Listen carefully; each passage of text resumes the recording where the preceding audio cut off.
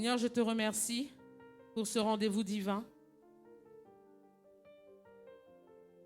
Merci pour la personne de Jésus-Christ qui a été à la croix. Car quiconque croit en Jésus-Christ sera sauvé. Merci pour ta parole qui est tombée dans le cœur de Naël. Voici, Seigneur Dieu, c'est un culte où nous allons célébrer le baptême de Gwanaël. Je te remercie parce que c'est une victoire. C'est une victoire dans le camp de Jésus-Christ, dans le royaume de Dieu.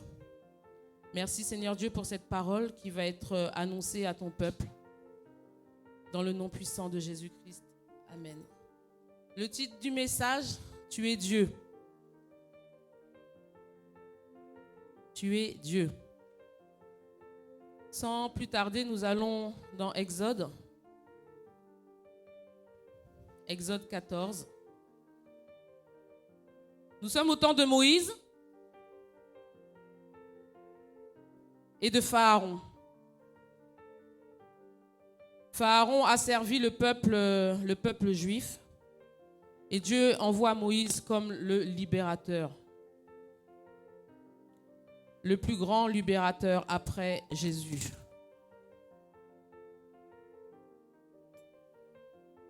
Exode 14. On ne va pas tout prendre. Lis cette phrase. L'Éternel parla à Moïse et dit: Parle aux enfants d'Israël, qui se détournent et qui campent devant Pi-Hahiroth, entre Migdol et la mer, vis-à-vis de Baal-Stéphon. C'est en face de ce lieu que vous camperez près de la mer. Pharaon dira des enfants d'Israël: Ils sont égarés dans le pays, le désert les enferme. J'endurcirai le cœur de Pharaon, et il les poursuivra. Mais Pharaon et toute son armée serviront à faire éclater ma gloire, et les Égyptiens sauront que je suis l'Éternel. Et les Égyptiens sauront que je suis l'Éternel. Et les enfants d'Israël firent ainsi. Amen, on ne va pas tout prendre.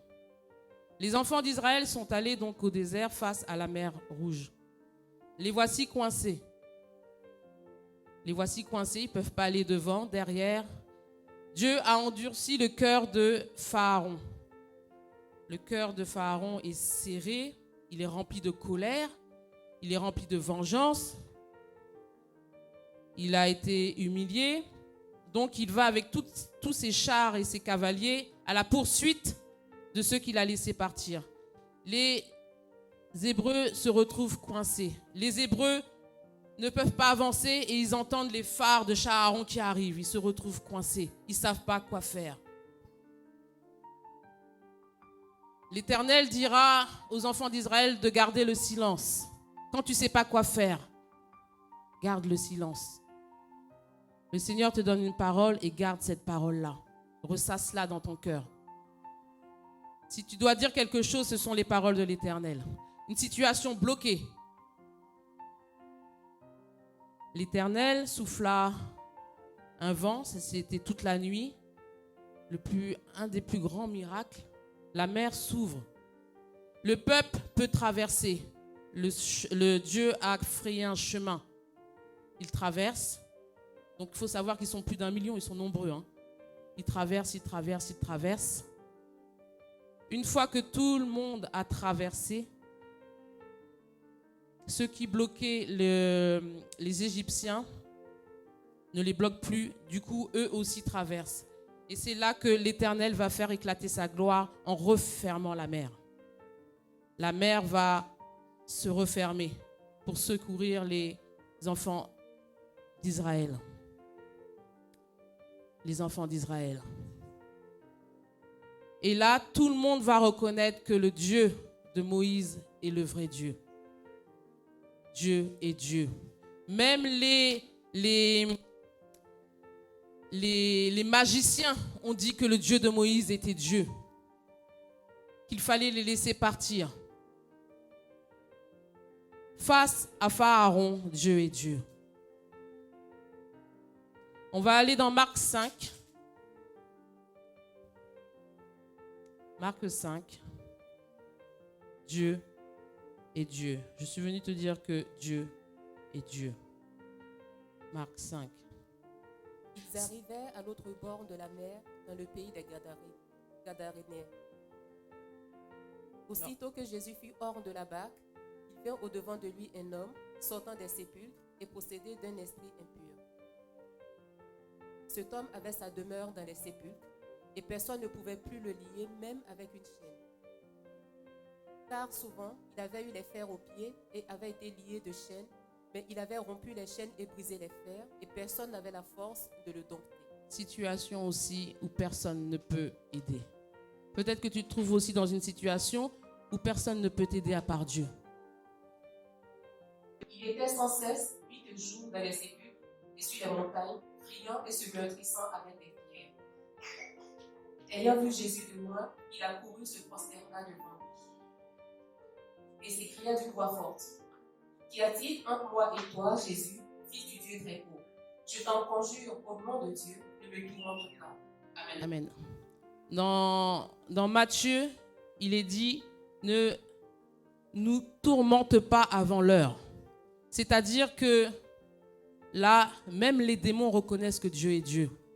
Ils savent qu'ils sont déjà condamnés. Ce n'est pas encore leur temps. Donc ils ont dit, pourquoi est-ce que tu veux nous tourmenter avant l'heure? Ils savent qu'ils vont être tourmentés dans le feu de l'enfer. Ils reconnaissent, là ils sont en train de dire qu'ils reconnaissent que Dieu est Dieu. Il n'y a pas de discussion avec Dieu de force à force. Là, c'est des démons qui sont en train de dire, c'est pas ton temps encore, Jésus, de nous tourmenter. Donc là, ils sont en position inférieure. Eux-mêmes savent que Dieu est Dieu. Dans Jacques, il est dit, tu crois qu'il y a un Dieu, que Dieu existe? Les démons aussi le croient et ils tremblent. Même les démons disent et croient que Dieu est Dieu. On va aller dans Jonas. Enfin, je vais paraphraser parce que on a une célébration à fêter. Jonas, c'était un prophète, pour ceux qui ne le connaissent pas. Et Dieu lui demanda d'aller prêcher à Ninive. C'est un peuple qui avait torturé son peuple. Et Dieu dit va, il ne va pas. Vous imaginez, Dieu te dit d'aller quelque part, je ne sais pas moi, va au sud à Marseille. Tu ne veux pas, tu prends l'avion, tu vas à Lille. Complètement à l'opposé. Il arrive une tribulation, une perturbation dans l'avion. Là, c'était dans le bateau. C'est la honte. C'est lui qui cause cette perturbation. Devant tout le monde, obligé de le jeter dans la mer.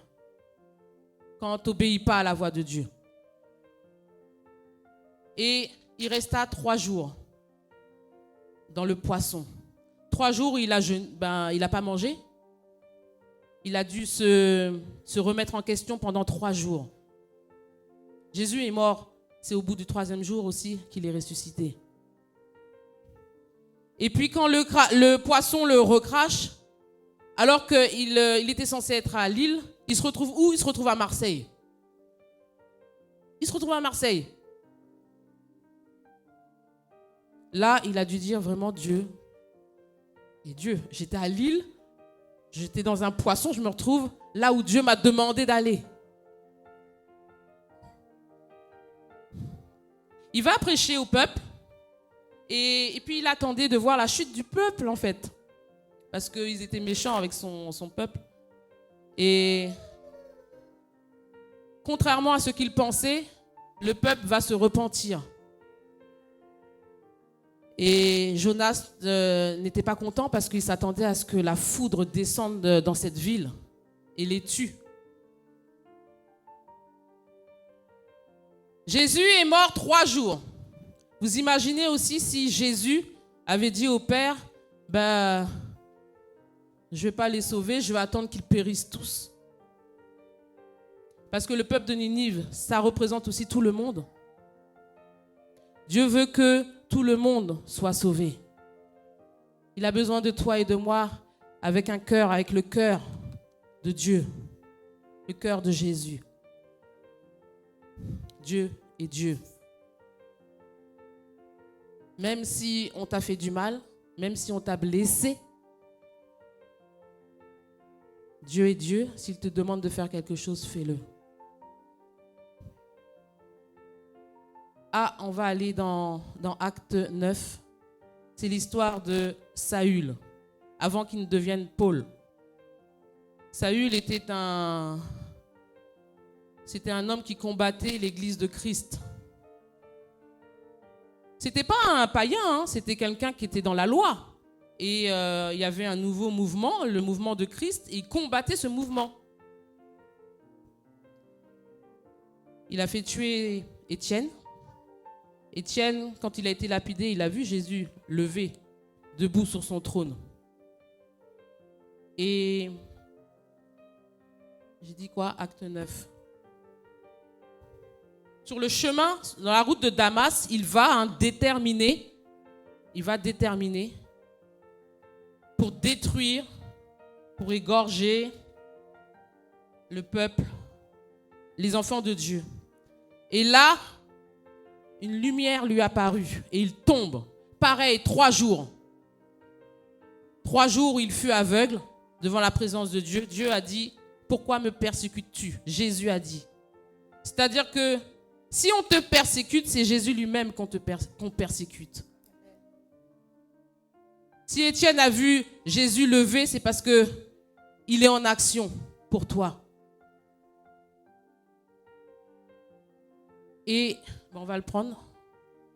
Cependant, Saul, respirant encore la menace et le meurtre contre les disciples du Seigneur, se rendit chez le souverain sacrificateur et lui demanda des lettres pour des synagogues de Damas, afin que, s'il trouvait des partisans de la nouvelle doctrine, hommes ou femmes, il les ramena liés à Jérusalem. Comme il était en chemin et qu'il approchait de Damas, tout à coup, une lumière venant du ciel resplendit autour de lui. Il tomba par terre et il entendit une voix qui lui disait « Saul, Saul, pourquoi me persécutes-tu » Il répondit « Qui es-tu, Seigneur » Et le Seigneur dit « Je suis Jésus que tu persécutes. Il te serait dur de regimber contre les aiguillons. » Amen. Attends. Parce que des fois on lit « Il te serait dur de regimber contre les aiguillons. » Ça veut dire quoi, regimber? Il te serait dur.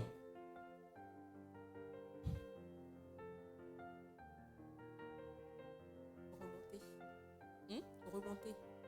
Résister. Et les aiguillons, c'est quoi? C'est pas une petite aiguille, hein. C'est pas le petit d'une aiguille. Hein. Les aiguillons, c'est ce que utilisaient les agriculteurs pour que les bœufs, on dit les aiguillons des bœufs, marchent droit. Vous savez, c'est une grande lance avec un bout pointu. S'ils dérivent, ça les pique. Ça les pique, ça les blesse. Donc, c'est ça un aiguillon. Il te serait dur de résister contre les aiguillons du Saint-Esprit, contre Dieu lui-même. Dieu se présente à lui. Il est là, il va pour détruire les enfants de Dieu. Et là, Dieu se présente à lui. Ça va être difficile pour toi de résister contre moi. Là, c'est moi-même qui me déplace.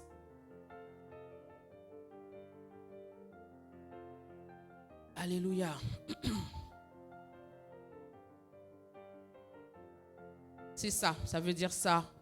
Il te serait dur de regimber contre les aiguillons. Et Saül s'était heurté à un problème de taille. Jésus-Christ. Voyez-vous, là, pendant 3 jours, il a dû reconnaître que Dieu est Dieu, parce qu'il était dans l'erreur. 3 jours aussi, aveugle. Jonas était 3 jours dans le noir aussi. Jésus était 3 jours dans la mort.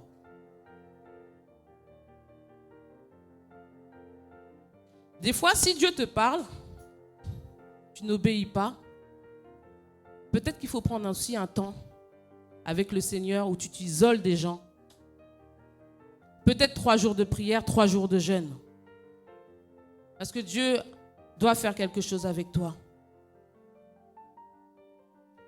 Et si Saül avait résisté, s'il avait résisté, regimbé, à mon avis, ça n'engage que moi, il serait mort. Il serait mort. Et on va aller dans Malachie, parce que cette phrase-là, il te serait dur de regimber contre les aiguillons. Malachie 3, 11. Ça m'a rapporté à ce verset. Et ça s'adresse aux enfants de Dieu qui apportent leur dîme au Seigneur.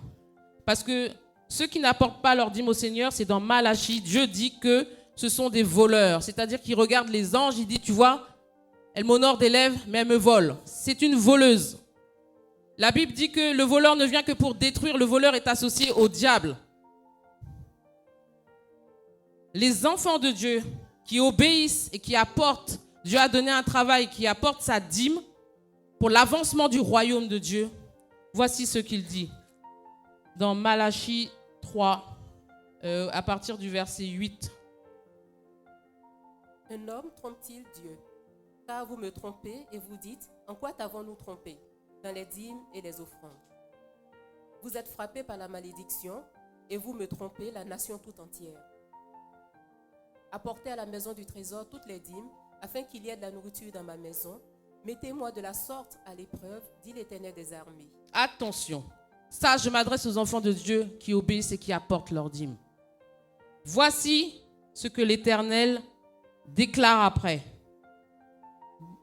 Mettez-moi de la sorte à l'épreuve, toi qui donnes ta dîme, dit l'Éternel des armées. Là, c'est le Dieu qui combat, qui défend. Et vous verrez si je n'ouvre pas pour vous les écluses des cieux, si je ne répands pas sur vous la bénédiction en abondance. Pour vous qui donnez votre dîme, qui m'honorez, qui m'obéissez, je menacerai celui qui dévore. Il ne vous détruira pas les fruits de la terre, et la vigne ne sera pas stérile dans vos campagnes. Je menacerai celui qui dévore. Voyez-vous, il te serait dur de regimber contre les aiguillons. Là, Étienne, qui était un disciple, Dieu qui est fidèle à sa parole. Si jamais quelqu'un te menace, que ce soit dans ta famille, que ce soit un ennemi dans l'ombre, qui est en train de faire quelque chose, je suis venu te déclarer que Jésus lui-même se lève et se met entre toi et ton ennemi. Parce qu'il a dit, je menacerai. Et c'est ce qu'il a fait pour Étienne. Il est venu s'interposer entre l'ennemi d'Étienne et les enfants de Dieu. Et Paul, Saül, je menacerai. Et cette certitude-là, toi qui donnes ta dîme, toi qui obéis à la parole de Dieu, je menacerai. Dans tes prières, tu ne sais pas, nous sommes en fin d'année, tout ce que le diable a programmé contre ta vie. De la même manière que Jésus lui-même s'est levé et s'est interposé entre Saül et les enfants de Dieu, de la même manière, Jésus-Christ viendra menacer celui qui te dévore, qui voudra te dévorer. C'est la promesse de Dieu.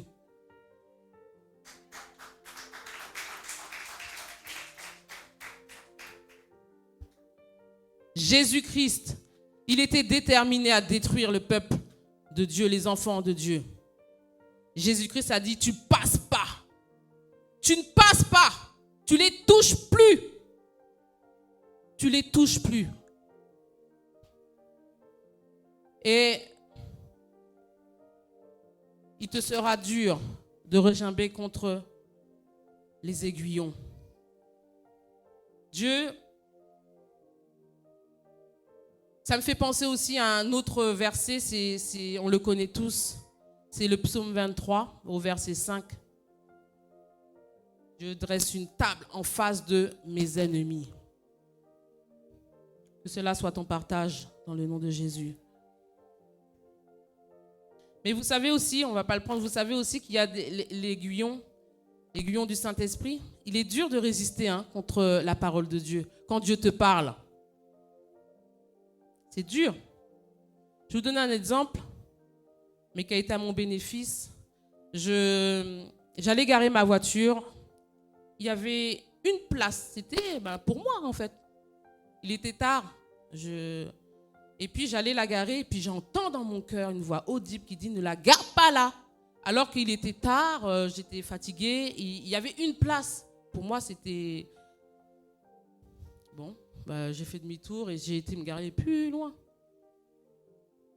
Et puis sur le chemin, donc j'ai dû marcher, il faisait froid en plus.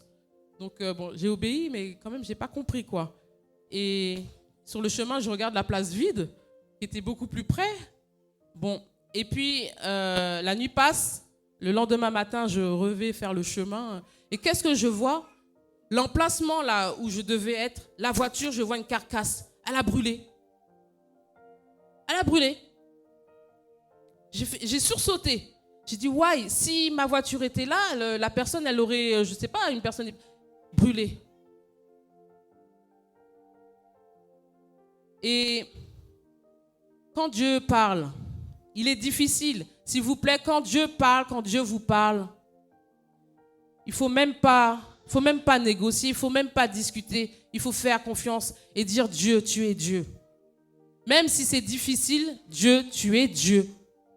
Dieu, tu es Dieu. Jonas a voulu résister. Il a dû admettre que Dieu est Dieu. Pharaon, son cœur était endurci, il a dit que Dieu est Dieu. Saül est tombé par terre aveugle, a dit que Dieu est Dieu. Des fois, Dieu parle, mais on n'écoute pas. Et le Saint-Esprit est là, fait des piqûres. Bon, oui, des piqûres, des aiguillons, des piqûres pour te remettre sur le droit chemin. Et combien de fois Dieu nous parle et on n'écoute pas? On ne veut pas parce que ce n'est pas ce qu'il y a dans notre cœur, ce n'est pas ce qu'on veut. Mais Dieu sait ce qu'il y a de meilleur pour toi. Et Gwenaëlle, elle va le dire. Bien souvent, on n'écoute pas et puis après, on a des tribulations qu'on n'aurait pas dû avoir. Moi aussi, j'en ai fait les frais. On a des tristesses qu'on n'aurait pas dû avoir.